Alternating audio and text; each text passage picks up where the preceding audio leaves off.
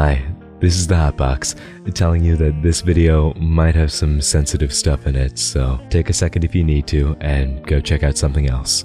Otherwise, please enjoy the show. This channel is sponsored by ExpressVPN. Click the link, please. I need to buy bread. Everything's fine, cause the merch in the store is hot, it's burning, it's trending, I'm buying. Everything's fine, cause the merch in the store. I miss the outside world, somebody can save me.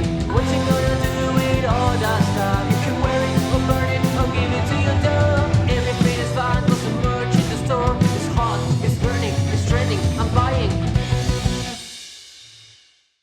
Hotbox, when are you gonna stop making videos about this? Oh, I don't know. When victims everywhere get consistent justice. So I'm gonna be here a while. And I don't know about justice, but with this latest David Dobrik apology, victims get at least a little bit of validation, which is good. However, I don't believe that in and of itself redeems David. Moreover, while it isn't yours or my place to accept David Dobrik's apology, that's up to his victims. I do think it's important that we examine it with the same scrutiny that we gave the first one. I see a large amount of people praising David for this. And David does have his good moments in this video. At least I think so. However, I don't believe it's safe to start forgiving at the first positive notion. Healing is a process, after all, right? Keep in mind, again, this is just my opinion. I want to present you with the facts and evidence first and foremost so that you might form your own opinion. But I also want to implore you to look at the circumstances surrounding any action so that you can discern for yourself whether something is honest or not. Remember, this video isn't made to send hate. I think good apologies should be encouraged, and I would love to see people change for the better. But it's also important to remember to not sell ourselves to the first positive notion, and to remember to keep our wits about us. And with that all in mind, let's buckle up, you and me. Let's remember all of those safe words. We have essay and rope. Let's talk about this second David Dobrik apology.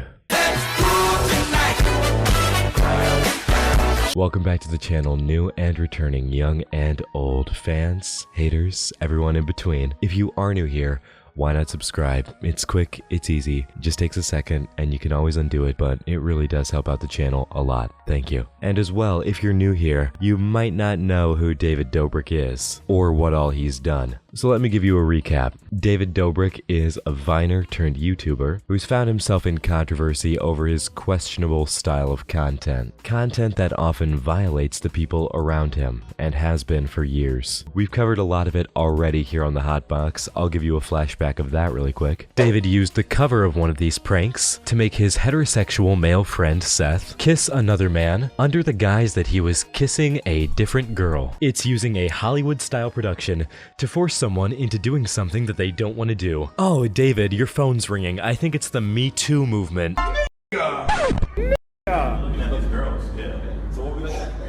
Tana's 18, and he like tried to kiss her, and Tana's like, I didn't want it. Why did you do it? The cameras weren't on. And everyone's like, well, she was legal, she was an adult, but she's clearly saying she was uncomfortable, didn't want it. He's 44, she's 18. She just recently went on a date. They were in a dressing room. I don't know why they were in a dressing room together, but Jason was getting changed, and Jason thought that there was a spark in the air. Why would she come in the dressing room with me? It was not being dressing room. We were doing Tana, why would you come into the dressing room? And then this is the best part. Jason leans in for a kiss.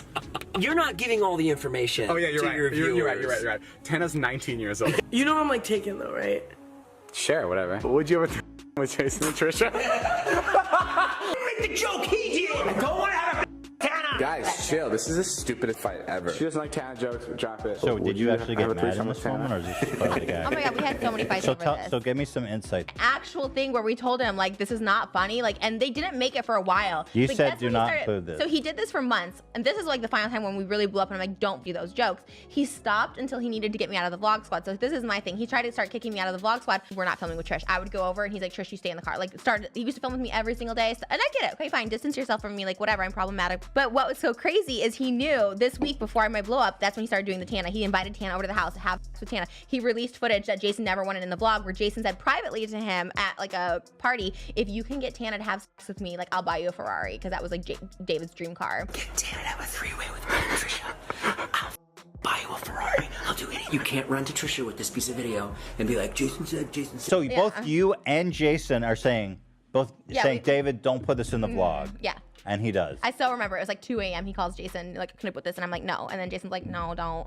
And then he did. And then he did it again a second time that week. And I lost my... Ugh. You're laughing about bargaining a three-way for a Ferrari. I'm sorry. What in the privilege? How do you think this is reasonable? So then everybody else just got the notion like, oh, okay, like, you know, we can disrespect Big Nick too. Like, it's because our master does it. You know, that was kind of like the whole vibe. Finally, I can make fun of something that you weren't born with. Oh my God, I don't know why this is so adorable. Why have we never thought of this before? It's cute. You said, yo, I don't want you to make fun of my height anymore. And and he's like, okay, well, there's no point of having you in the vlogs then, right? That was kind of the That doesn't seem very... that I got. Yeah, you know, like, we just have this scene, you know, like, I want you to, like, make out with Corinna. And I was just like, yeah, no, I'm fine with making out with Corinna. Like, that's fine. I don't understand exactly what this bit's for, but I'm just trying to basically just get it over with. And then, you know, during the video, we kind of start the makeout, starts going, and then it's going on for a decent period of time. And then after Jason pulls off his mask, and I realized that, you know, I just was touched by someone that, you know, I did not, you know, consent to. Do I have permission to try to prank you again and get you to make out with Jason? I'm very confused by that, because how the hell could you be so confident to tell me that I have to consent to something that I'm not going to know that I'm going to do? He fosters a toxic environment that paints itself as squeaky clean to anyone who doesn't care to look too deep. It's probably the best prank I've ever pulled on anyone, in my opinion. Don't call it sharing your truth if you're sharing a lie. Seth accused David and Jason of for a kissing prank that was done in 2017. Text messages and found one of Seth's numbers, asking him to do the kissing prank a third time. Guys, this is a text from Seth from about 2 years ago. He goes, yo, bro, I was thinking about it. I'm down for another kissing sketch. He's providing evidence that's weak at best. These texts are about a third prank, not the first or the second. And you'll notice Seth says he's more open-minded, quote unquote. I don't know. More open-minded. Seth stating that he's more open-minded implies him being resistant before. David Dobrik, at worst, violated consent. At best...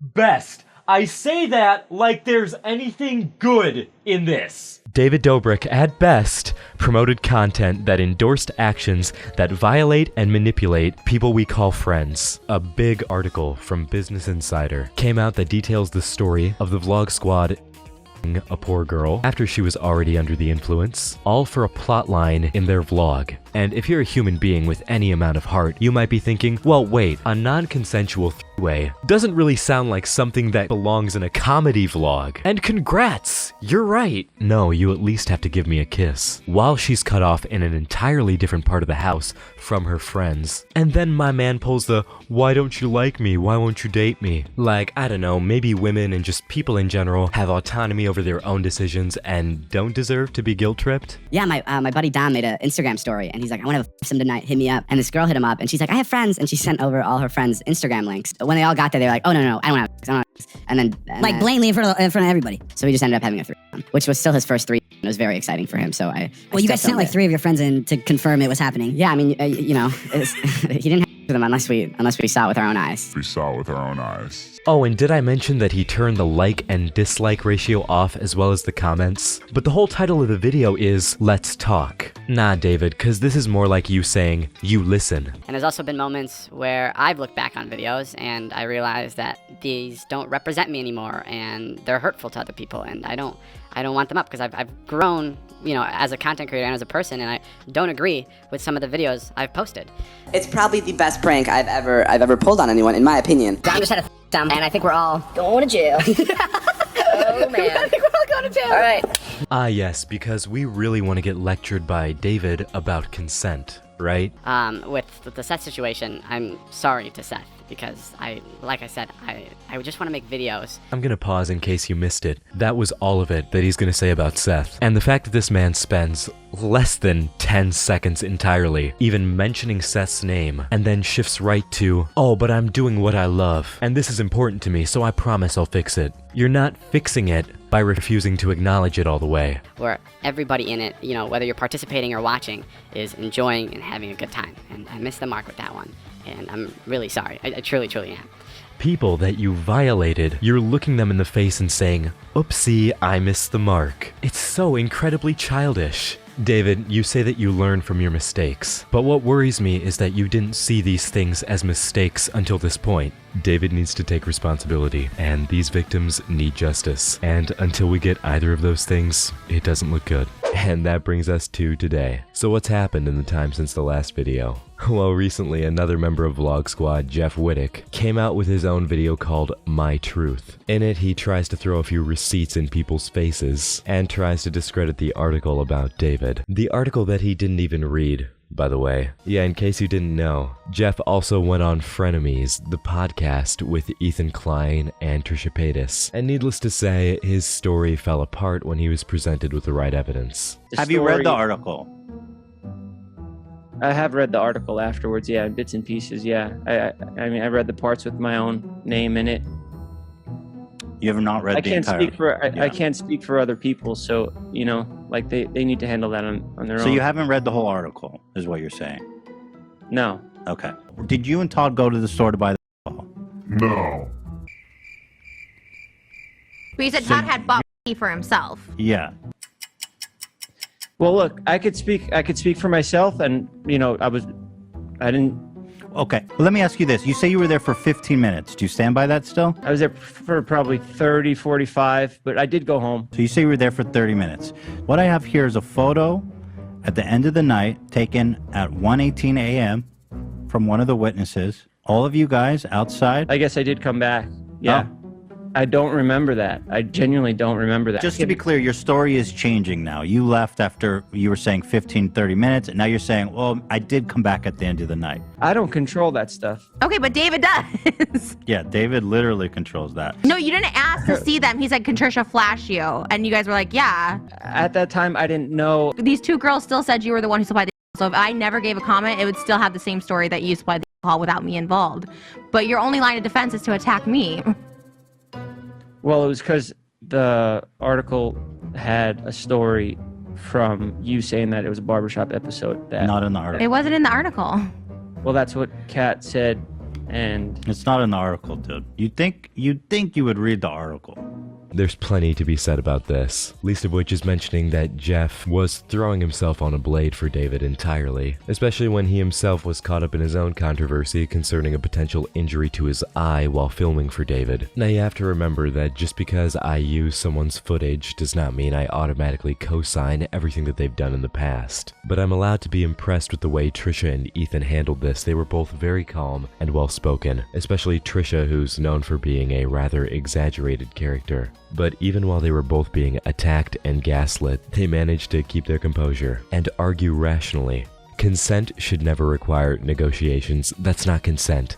It's coercion, and that's not okay. And that goes double for if the person's intoxicated as well. I think anyone in the audience can agree. David and the Vlog Squad all created this situation knowing what Dom would do and filmed it for content, and that's disgusting. Guys have to confront each other and their friends and themselves about their behavior towards women, even when they don't like it. And by the way, if Jeff wants to fight his claim again, since he didn't read the article, let me read you this piece of the article. Hannah's friend Sarah, who said she didn't drink that night because she was driving, told Insider she remembers Todd Smith asking the group what they wanted to drink. Sarah also said she remembers Smith and Wittek coming back to the apartment with Smith holding a bottle of Jack Daniels. Sarah shared a photo with Insider of Zagladys sitting with Hannah and her friends alongside a bottle of Jack Daniels and a 2-liter bottle of Pepsi. And following Jeff being caught in 8K, David decided it was finally time to release a follow-up apology. A few changes are noticeable off the bat. First of all, he's got comments, likes, and dislikes on. I do believe that's an attempt to make him appear more open. Is it a step in the right direction? Yes. But does it absolve him from everything? Not at all. You are allowed to feel what you want, and again, it's up to the victims to accept this apology, not myself. And by the way, I've done this in every other video, but I'm gonna do it again here because it deserves to keep being said. If you're a victim, or if you've had your consent violated in any way, shape, or form, I want you to know that if no one has told you this today, then I'm gonna say it. You're strong. You're beautiful. You're not a mistake. You are here for a reason. And you should be proud of yourself every moment that you choose to stay alive. I love you with all of my heart, and I know that a lot of other people probably do too. I believe that you're going to be strong for those people. that you're gonna face all of your worst days and come out on the other side. I know you're gonna find something comforting, and I know that you're strong enough. So believe it for yourself, okay? Sounds good. And now that you and me had our talk, let's go see what David has to say. Hi guys, it's 1:45 in the morning, and I'm finally by myself, which I know doesn't sound that crazy to be by yourself at 1:45 in the morning, but this week's been pretty hectic, and there have been a lot of people around telling me what to do, giving me advice, trying to help me, most importantly, and that was a lot, and now I just want to be able to do this and just shoot straight into the camera and just talk to you guys. David opens the video under the premise that he wants to be more direct with us. After all, he's ditched the fancy PR studio, and he's just sitting down and talking straight to a camera. In my eyes, that's a good step in the right direction. However, this video could have still done with a sorry right off the bat. David's still taking the time to set himself up, and while he may not be stroking himself over all of his Kids' Choice Awards and TikToks, David's still trying to portray the picture that he's being upfront with his audience. Do I believe the guy's got some genuine thoughts in him? Yeah, of course. But do I believe that this video was also way overdue? Yes. I've put myself in a lot of situations where I've needed to apologize for my past actions, and I've never done this correctly, and I've never done this respectfully, and my last video is a testament to that. I don't want to defend that video. I don't want to delete that video. I just want to be clear. What this video isn't going to be is it's not going to be me discrediting Trisha, Kat, or any other woman involved. I'm going to be using words that may trigger some survivors, and that's just so I don't explain anything vaguely, and I can explain every situation appropriately. I want to start this video off by saying I fully believe the woman who came out against Dom and said she was by him. As was reported, the next day I got consent to post the video. Even though I got the consent to post that video, I should have never posted it. And what I understand now, and I didn't understand before, is that she sent that text because she felt like she had to, not because she wanted to. And that's up. And I'm sorry. When she later reached out a couple months later to take the video down, I immediately took it down. And I want to apologize to her and her friends for ever putting them in an environment that I enabled that made them feel like their safety and values were compromised. I'm so sorry. I was completely disconnected from the fact that when people were invited to film videos with us, especially videos that relied on shock for views or whatever it was, that I was creating an unfair power dynamic. I did not know this before. It was completely wrong, and I wish I was more responsible, and I wish I was more aware at the time, and I'm so sorry I missed that. I didn't know what was going on in that room, and I should have been. I should have been there, and I should have been making sure that everybody involved was taken care of and wasn't uncomfortable. Well, you guys sent like 3 of your friends in to confirm it was happening. Yeah, I mean, you know, he didn't have to them unless we saw it with our own eyes. We saw it with our own eyes. I didn't know what was going on in that room. I don't want to use buzzwords to try to justify this or explain this, but all I can say is people felt like they had to be silent for the sake of my video, and that's not right, and it's f***ed up, and I'm sorry. I also want to acknowledge the women that spoke out against Dom in 2018. I'm talking about Allie, and then I'm talking about other girls that addressed their problems privately or publicly. I'm sorry I didn't listen to you guys. I am sorry that I took Dom's word for what happened in those certain situations, and I didn't believe you. And not only did I not believe you, but I made a joke of what kind of a person Dom was, because I couldn't wrap my head around a childhood friend of mine doing this to people and actually hurting people, and I'm sorry for that. Not only did I discredit you, Allie, but I platformed Dom. And not only did I platform Dom, but I platformed the subject in a negative way where I made jokes about it, and I reinforced that kind of behavior. And I'm so sorry, and I really let not only you down, but a lot of people down, a lot of people that watch me, my friends and family for that. So right off the bat, we get a few things here from David. First of all, more sorries than were in the actual entire other video. Second, David actually mentions the women in question. However, he neglects to mention Seth, as well as who bought the drinks in question and a few other things. Do I see some hints of genuine feeling? Do I hear it in his voice? Yeah. Is that real? That's not up to me to say. But he's sure trying to make it seem that way. I do think there's a degree of awareness here. He does outwardly speak up that what he did was wrong, as well as acknowledges why it was wrong in the first place, and not saying that he missed a mark or anything like that. But you have to remember that this realization, this pain, comes under the lens of David losing many of his sponsors. A whole host of people have pulled out from David, and rightfully so. It should speak to the severity of this situation. And it's enough to make you wonder how much of this apology is actually real, and how much of this apology apology was motivated by David losing nearly $1 billion. This is not to mention that David also knew about this for over 3 years, especially since he was made aware of it to take down the video in the first place. In my opinion, if David wanted to be genuine, he would have apologized about this years and years ago. I know it takes us some time to realize our mistakes, but when it's something like that you showed at least a little sense about at that moment, it makes me wonder. I'm going to tell you how many sponsors exactly dropped David, and then you decide for yourself if this apology is motivated by the victims or motivated by money. David has been dropped by HBO Max, his camera app Dispo, Honey, Frank's Red Hot, SeatGeek, Chipotle, HelloFresh, Audible, DoorDash, Angel City FC, General Mills, EA Sports, and Dollar Shave Club. I think David understands what he's doing here, whatever it is. But do I think money is involved? In my opinion, it's David Dobrik. It always is. I made the decision to no longer film with Dom in 2019, and I'm not saying my content has been brilliant since then, but that's when I first started taking into account the power dynamic and what influence I had on people that I was filming with. But what I didn't do is I didn't go back to any of these women and apologize. I kind of moved on and I learned from it and I grew from it, but I didn't address the situation with these women. I'm not talking publicly, I'm saying even privately. I didn't reach out to any of these people, and that breaks my heart knowing that I was doing all this stuff and I was making all this content while there was people that were still really hurt by what I made. Before my content shifted to be more responsible and positive, I said and did things that were really offensive, and I called them bad jokes, and I can't even call them bad jokes, and it was cowardly of me to say in my last apology that I missed the mark, because it's gross, and I'm sorry. I tell you this, cuts in apology videos almost make me uncomfortable. I understand it in certain other forms of media, but when you're doing something like this, it's important to just turn on a camera, say what you need to, and let it be that. You don't need to touch it up or be anything fancy, because who's supposed to look good in an apology video? You're supposed to be real and you, and catch that hate, take all those L's, because that's what an apology is for, if not to learn. It's interesting of David to call that miss the mark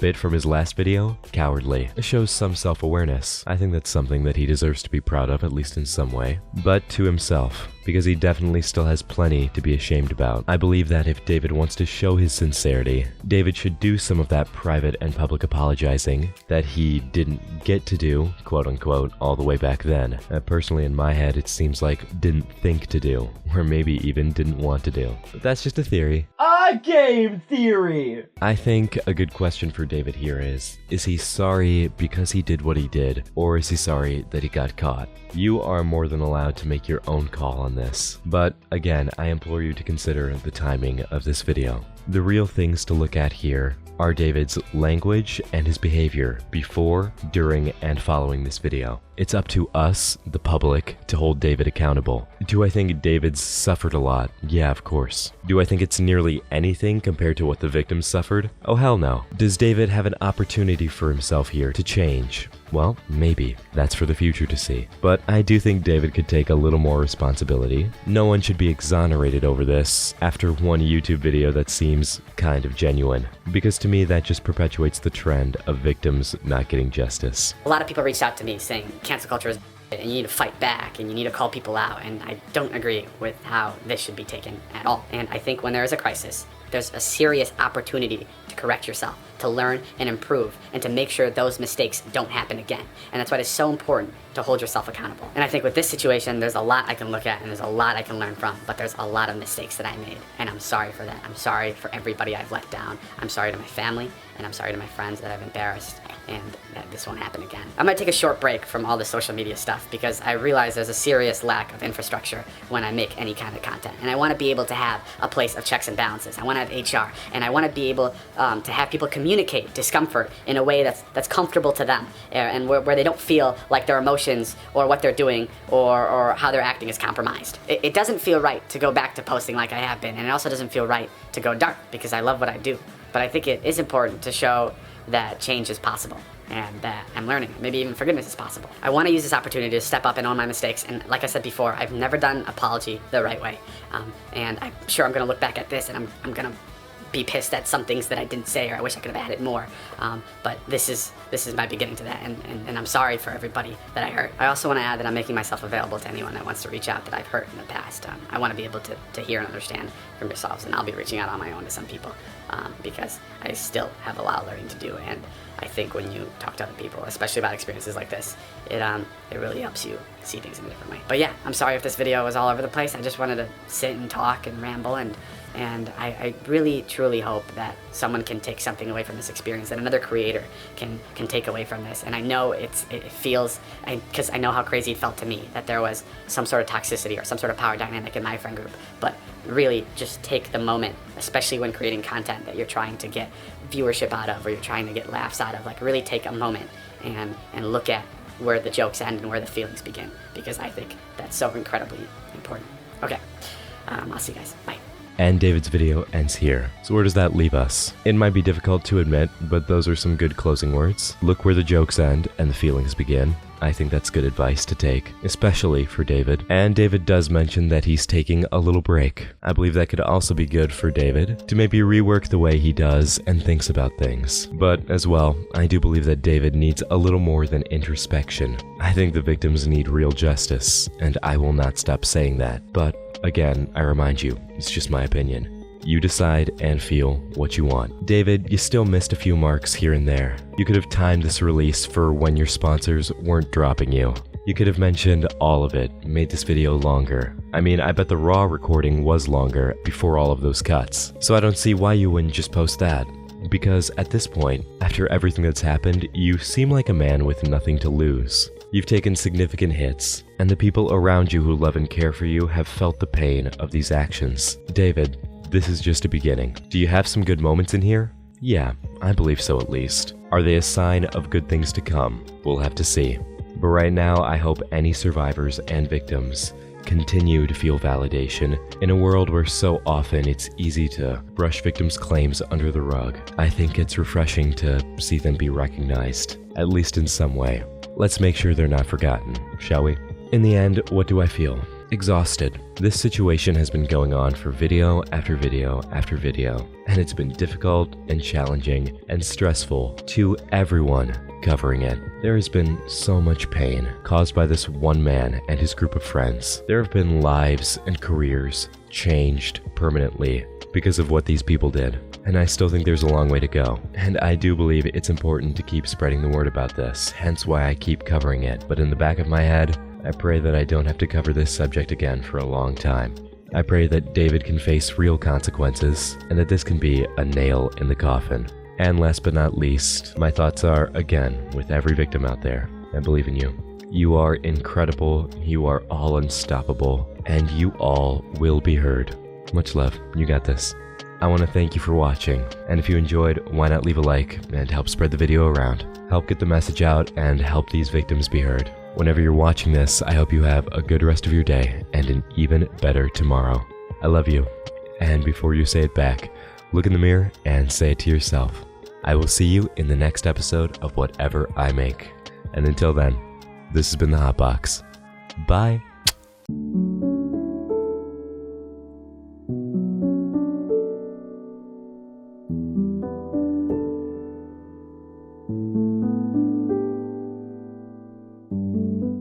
What do you think this is? Waiting for an excruciating amount of time and possibly some of the worst conditions imaginable, all for something you have no idea if it's worth it or not.